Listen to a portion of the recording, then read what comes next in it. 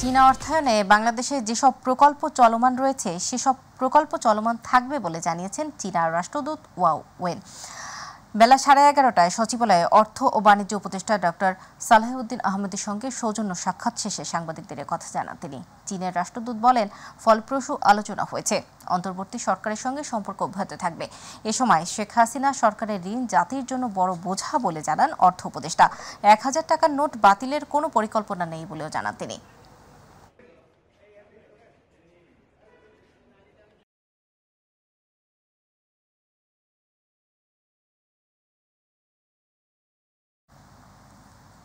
রাষ্ট্রীয় অতিথি ভবন যমুনায় নারী নেত্রীদের সঙ্গে বৈঠক করেছেন অন্তর্বর্তী সরকারের প্রধান উপদেষ্টা ডক্টর মোহাম্মদ ইউনূস। বৈঠক শেষে ব্রিফ করেন বন ও পরিবেশ উপদেষ্টা রিজওয়ানা হাসান। তিনি জানান, প্রায় 30 জন নারী নেত্রী এসেছিলেন। সমন্বয়কারীদের কয়েকজনও ছিলেন বৈঠকে। সমাজকে নারী বান্ধব করে গড়ে তোলার পাশাপাশি তনু, মুনিয়া, নুসরাত দায়ীদের যেন বিচারের মুখোমুখি করা হয় সেই দাবিও জানিয়েছেন নারী নেত্রীরা। সব শিল্পকলা একাডেমি খুলে দেওয়ার দাবি জানানোর পাশাপাশি আদিবাসীদের কার্যকর পার্টিসিপেশন নিশ্চিত করতে বলা হয়েছে বৈঠকে।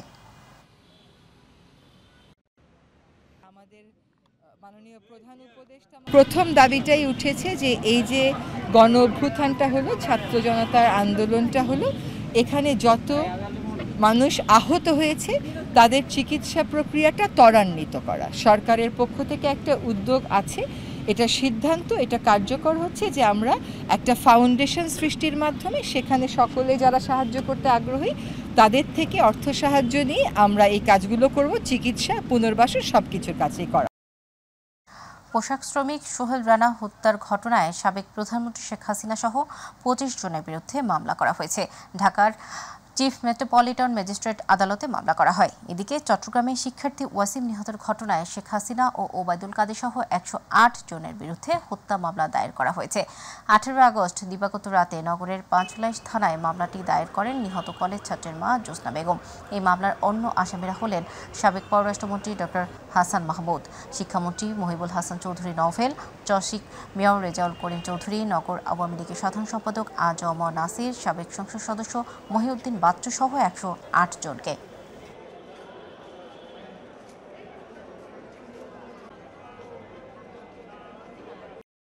শাপলা চত্বরে হেফাজতে ইসলামের সমাবেশ ঘিরে সংগঠিত গণহত্যার তদন্ত চেয়ে আন্তর্জাতিক অপরাধ ট্রাইব্যুনালের তদন্ত সংস্থায় শেখ হাসিনার বিরুদ্ধে তদন্তের আবেদন করা হয়েছে। ট্রাইব্যুনালের আইনজীবী গাজী এম.এস. তামিম এই আবেদন করেন। আবেদনে বলা হয়, সাবেক প্রধানমন্ত্রী শেখ হাসিনা কয়েকজনকে মন্ত্রী, এমপি সহ 19 জনের যোগ সাজসে এই গণহত্যা সংঘটিত হয়েছে। একই সাথে বেশ কয়েকটি গণমাধ্যমের ঊর্ধ্বতন কর্মকর্তাদের এই গণহত্যার সহযোগী হিসেবে উল্লেখ করা হয়। এছাড়াও গণজাগরণ মঞ্চের অন্যতম সংগঠক ডক্টর ইমরান এইচ সরকারকেও এই আবেদনে অভিযুক্ত করা হয়েছে।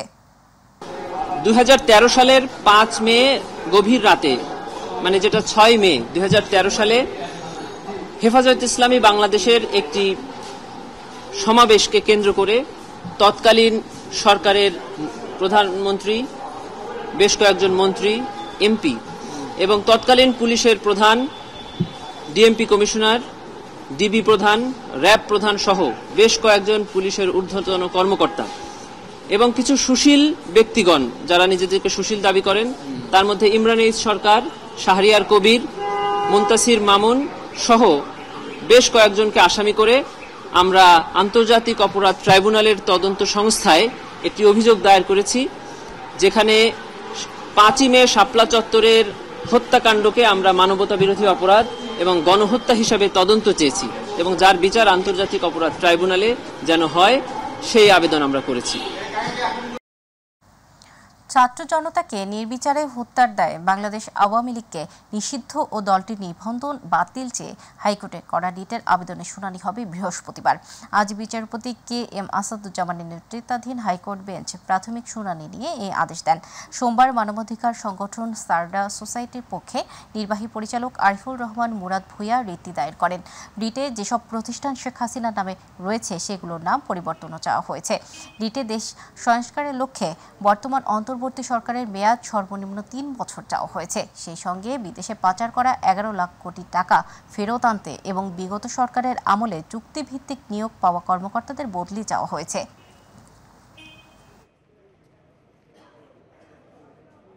আওয়ামী দুঃশাসনের পর দেশের মানুষকে স্বস্তি দিতে নেতাকর্মীদের প্রতি গঠনমূলক রাজনীতির আহ্বান জানিয়েছেন বিএনপির ভারপ্রাপ্ত চেয়ারপারসন তারেক রহমান। এক ভার্চুয়াল বক্তব্যে তিনি এ আহ্বান জানান। বলেন, গণ অভ্যুত্থানের সাফল্য ও উদ্দেশ্য নষ্ট করতে পরিকল্পিত ষড়যন্ত্র চলছে।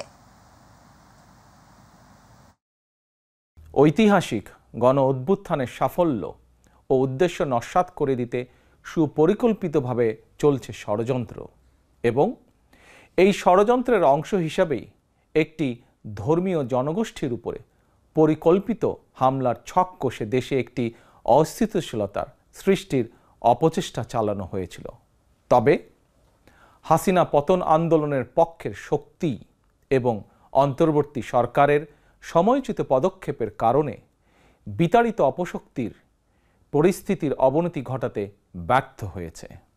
কিন্তু তারপরেও তাদের ষড়যন্ত্র থেমে নেই। কিন্তু গণ অভ্যুত্থানে চেতনা ও লক্ষ্য সুসংহত করতে হলে বিতাড়িত গণবিরোধী শক্তিকে আইনের মুখোমুখি করার পাশাপাশি জনগণের রাজনৈতিক এবং অর্থনৈতিক ক্ষমতায়ন অত্যন্ত জরুরি। ছাত্র জনতার কাঙ্ক্ষিত একটি বৈষম্যহীন গণতান্ত্রিক বাংলাদেশ নির্মাণে অতীতের মতন ভবিষ্যতেও সংশ্লিষ্ট দেশের আইন মেনে সাধ্য মতন আপনারা আপনাদের যার যার অবস্থান থেকে ভূমিকা অব্যাহত রাখবেন। বিএনপি মহাসচিব মির্জা ফখরুল ইসলাম আলমগীর বলেছেন, দেশ ছেড়ে পালিয়ে গিয়ে শেখ হাসিনা বিপ্লবকে নস্যাৎ করার চক্রান্ত করছেন। তিনি বলেন, জাতি এখন ঋণের জালে আবদ্ধ। বিএনপির জাতীয় স্থায়ী কমিটির নবনির্বাচিত সদস্য মেজর অবসরপ্রাপ্ত হাফিজ উদ্দিন আহমেদ ও ডাক্তার AZM জাহিদ হোসেনের সাথে দলের প্রতিষ্ঠাতা জিয়াউর রহমানের সমাধিতে শ্রদ্ধা নিবেদনের পর তিনি এসব কথা বলেন। জঞ্জাল দূর করে দ্রুততম সময় নির্বাচন আয়োজনে অন্তর্বর্তী সরকারকে বিএনপি সময় দিতে চায় বলেও মন্তব্য করেন বিএনপি মহাসচিব। ভারতে আশ্রয় দিয়ে ভারত তার যে কমিটমেন্ট টুয়ার্ডস ডেমোক্রেসি, এটা ভারত রক্ষা করেছে বলে মনে হয় না। আমাদের তাই আহ্বান থাকবে ভারতের কাছে যে আপনারা তাকে আইনানুগভাবে আইনের কাছে বাংলাদেশের সরকারের কাছে তুলে দেন এবং দেশের মানুষ যে সিদ্ধান্ত দিয়েছে সেই সিদ্ধান্ত হচ্ছে তার বিচার করা, সেই বিচারের সম্মুখীন থাকে। তবে আমরা মনে করি যে জঞ্জাল আওয়ামী লীগ সরকার সৃষ্টি করে গেছে, সেটাকে দূর করতে অবশ্যই কিছু সময়ের দরকার। একটা সঠিক সুন্দর নির্বাচন করার জন্য হলেও একটা সময়ের দরকার, যে সময়ে এই নির্বাচন করে এই নতুন সরকার তারা সেগুলোকে দূর করতে পারবে, সংস্কারগুলো করতে পারবে। সেই সময় অবশ্যই এই দেশের মানুষ তাদেরকে দেবে। আওয়ামী লীগের কেন্দ্রীয় যুগ্ম সম্পাদক ও সাবেক মন্ত্রী দীপু মনিকে গ্রেপ্তার করেছে আইনশৃঙ্খলা বাহিনী। সন্ধ্যায় রাজধানীর বাড়িধারা DUHS এলাকা থেকে তাকে গ্রেপ্তার করা হয়। তাকে আটক করেছে ডিবি গুলশান বিভাগের একটি দল। দীপু মনির বিরুদ্ধে চাঁদপুর এবং ঢাকায় মামলা রয়েছে। গ্রেপ্তারের পর দীপু মনিকে মিন্টো রোডের ডিবি কার্যালয়ে নেওয়া হয়। এদিকে সাবেক যুব ও ক্রীড়া উপমন্ত্রী এবং নেত্রকোনা 2 আসনের সাবেক সংসদ সদস্য আরিফ খান জয়কে গ্রেপ্তার করেছে ডিএমপি। মোহাম্মদপুর থানার হত্যা মামলায় আরিফ খান জয়কে গ্রেপ্তার করা হয়।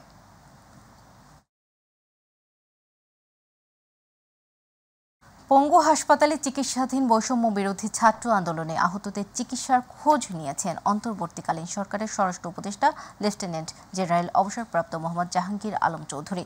পরিদর্শনের সময় তিনি বলেন, ছাত্র জনতার আন্দোলনে আহতদের চিকিৎসার সব ধরনের ব্যবস্থা নিচ্ছে সরকার। সকাল 9:30টায় অর্থোপেডিক হাসপাতাল ও পুনর্বাসন কেন্দ্রে গিয়ে চিকিৎসাধীন আহতদের খোঁজ খবর নেওয়ার সময় কথা বলেন তিনি বলেন, ছাত্র জনতার অভ্যুত্থানে আহতদের জন্য প্রয়োজনীয় সবকিছু করছে সরকার।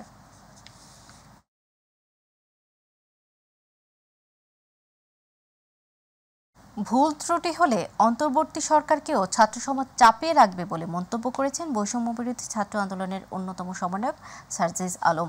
রাজধানীর পঙ্গু হাসপাতালে চিকিৎসাধীন আন্দোলনে আহত 140 জনের সর্বশেষ পরিস্থিতি দেখার পর এমন কথা বলেন তিনি। আন্দোলনে আহতরা পর্যাপ্ত সহযোগিতা পাচ্ছে না অভিযোগ করে সার্জিস বলেন, লাল ফিতার দৌরত্বে সরকারি সহায়তায় বিলম্ব হচ্ছে।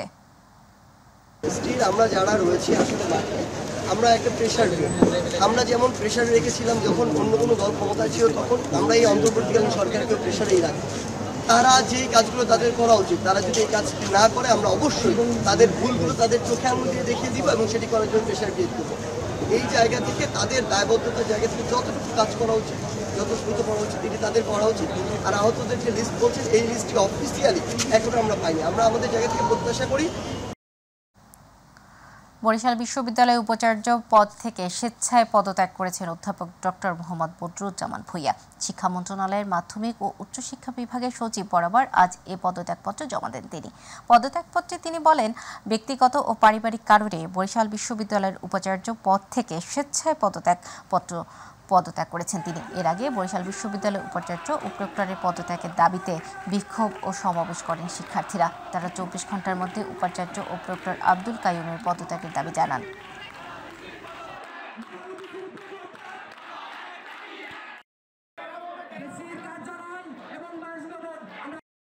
দর্শক, এই মুহূর্তে বরিশাল থেকে যুক্ত হচ্ছেন সহকর্মী পারভেজ রাসেল। পারভেজ, বরিশাল বিশ্ববিদ্যালয়ের উপাচার্যের পদত্যাগের পর শিক্ষার্থীরা কি বলছেন, কি জানতে পারছেন, জানাবেন আমাদের।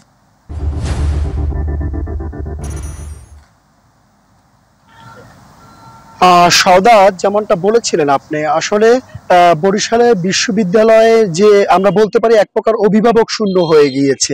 ইতিমধ্যে কিন্তু শিক্ষার্থীদের যে বৈষম্যবিরোধী ছাত্র আন্দোলন ছিল, সেখানে কিন্তু বরিশাল ইউনিভার্সিটির যিনি ভিসি ছিলেন, প্রক্টররা ছিলেন, তারা ছাত্রদেরকে কোনোভাবেই কিন্তু আসলে সরাসরি বা প্রত্যক্ষভাবে তারা সহযোগিতা করেনি। সে কারণেই ছাত্ররা আজ দুপুর বেলা 11টা থেকে টানা দুপুর 1টা অবধি পর্যন্ত তারা আন্দোলন করেছে। বরিশাল বরিশাল বিশ্ববিদ্যালয়ের যিনি ভিসি রয়েছেন তার পদত্যাগ চেয়েছেন, যিনি প্রক্টর রয়েছেন তার পদত্যাগ চেয়েছেন, এবং ছাত্রদের এই দাবির লক্ষ্যে কিন্তু দুপুর 1টা থেকে পর্যায়ক্রমে প্রায় 20 সদস্যের একটি টিম পদত্যাগ করেছেন।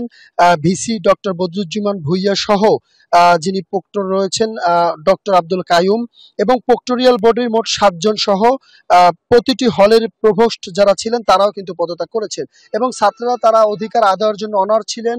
তা আপনি দেখতে পাচ্ছেন যে শিক্ষার্থীরা এখনো রয়েছেন ইউনিভার্সিটিতে, তারা আস্তে আস্তে চলে যাচ্ছেন। তবে এই টানা আসলে অভিভাবকহীন হয়ে পড়ায় কিন্তু অনেকটা সমস্যাও রয়েছে। বরিশাল বিশ্ববিদ্যালয়ের যেসব উন্নয়ন কার্যক্রম ছিল বা রয়েছে সেগুলো স্থবিরতা হয়ে যাচ্ছে, এবং পরীক্ষা নিয়ে অনিশ্চিত হচ্ছে, ক্লাস নিয়ে অনিশ্চিত হচ্ছে। আমি একটু কথা বলতে চাই, এখানে একজন রয়েছেন যিনি আসলে ছাত্রদের বৈষম্যবিরোধী ছাত্রদের দীর্ঘদিনের আন্দোলনে সরাসরি রাজপথে ছিলেন, এবং তিনি সরাসরি শিক্ষার্থীর অধিকার নিয়ে কথা বলেছেন। সুজয় শুভ, আমরা জানতে চাইবো যে আপনারা তো সকাল থেকে আন্দোলন করেছেন, আপনাদের আন্দোলনের প্রেক্ষায় আসলে কি হয়েছে এবং আরো কোনো দাবি আছে কিনা?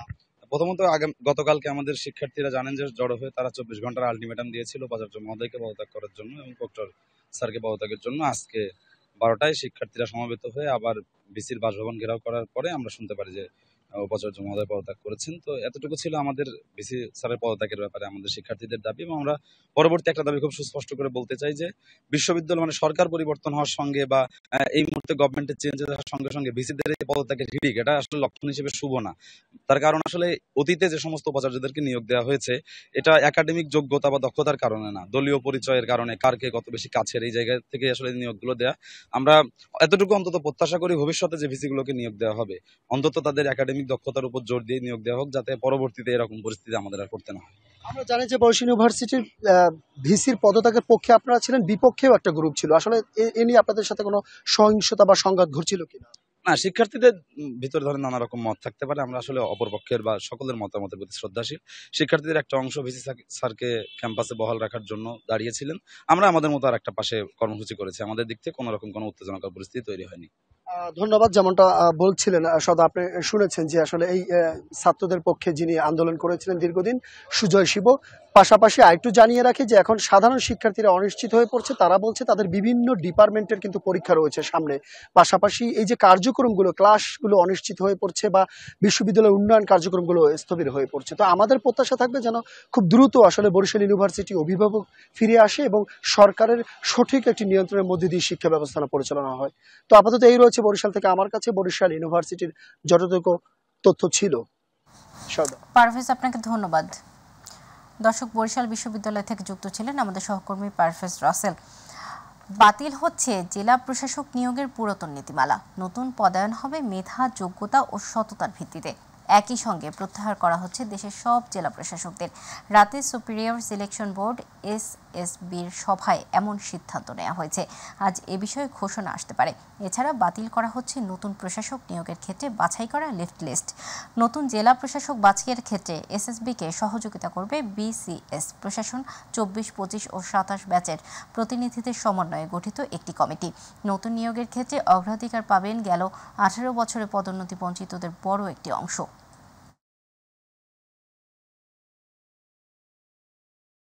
নোয়াখালীতে নিম্নচাপের ফলে টানা 96 ঘন্টার ভারী বৃষ্টিতে তলিয়ে গেছে স্কুল, কলেজ সহ উপজেলা পরিষদ। জনজীবনে নেমে এসেছে স্থবিরতা। জলবদ্ধতার কারণে বাসাবাড়িতে আটকে পড়েছে মানুষ। সঠিকভাবে খাল খনন না করা ও দখলের কারণে এমন পরিস্থিতি বলে জানিয়েছে সাধারণ মানুষ। নোয়াখালী প্রতিনিধি ইশফাক ইয়াসিনের তথ্য, ছবিতে জুবাইর রহমানের রিপোর্ট। নোয়াখালীতে নিম্ন লঘুচাপের ফলে সর্বকালের সকল রেকর্ড ভেঙে টানা 96 ঘন্টার বৃষ্টিতে তলিয়ে গেছে জেলার 9টি উপজেলার বিভিন্ন বাড়িঘর, স্কুল, কলেজ ও উপজেলা পরিষদ। অতিরিক্ত বৃষ্টির প্রভাবে সঠিকভাবে পূর্বের খাল খনন করা, দখলযুক্ত থাকায় কৃত্রিম জলাবদ্ধতা সৃষ্টি হয়েছে। এলাকায় পানিতে ভেসে গেছে মৎস্য খামারিদের লক্ষ টাকার মাছ। 5 লাখ টাকার মাছ বাড়ি গেছে, এই যে ডুবে গেছে, আমি শেষ। কেন 4 দিন বৃষ্টি হল, সব ডুবে গেল। এরকম এই হাঁফা দিছি, হাঁফাও ডুবে গেছে। আমরা যাতায়াতের অনেক কষ্ট করতেছি। টানা বৃষ্টিতে কাজ না থাকায় বেকার হয়ে পড়েছে অনেকেই। দ্রুত খাল খনন করে জলাবদ্ধতা নিরসনে অনুরোধ জানিয়েছে সাধারণ মানুষ। পরে পানি উঠে গেছে, মানুষ চলাফেরা কষ্ট, মানে বিভিন্ন রকম বাচ্চাদের বিভিন্ন রোগ আক্রান্ত হচ্ছে। খাল বিল রাস্তা সবকিছু ডুবে গেছে, আমাদের কাজকর্ম বন্ধ হয়ে গেছে। আবহাওয়া অফিস জানায় বৃষ্টি আগামী বৃহস্পতিবার পর্যন্ত থাকতে পারে। জলাবদ্ধতা দূর করার বিষয়ে দ্রুত পদক্ষেপ নেওয়া হচ্ছে বলেও জানান জেলা প্রশাসক। ইতিমধ্যে আমাদের উপজেলা নির্বাহী অফিসার এবং পানির উপর আমরা ছোট ছোট ড্রেন করে দিচ্ছি, পানিগুলো দ্রুত সরে যায়।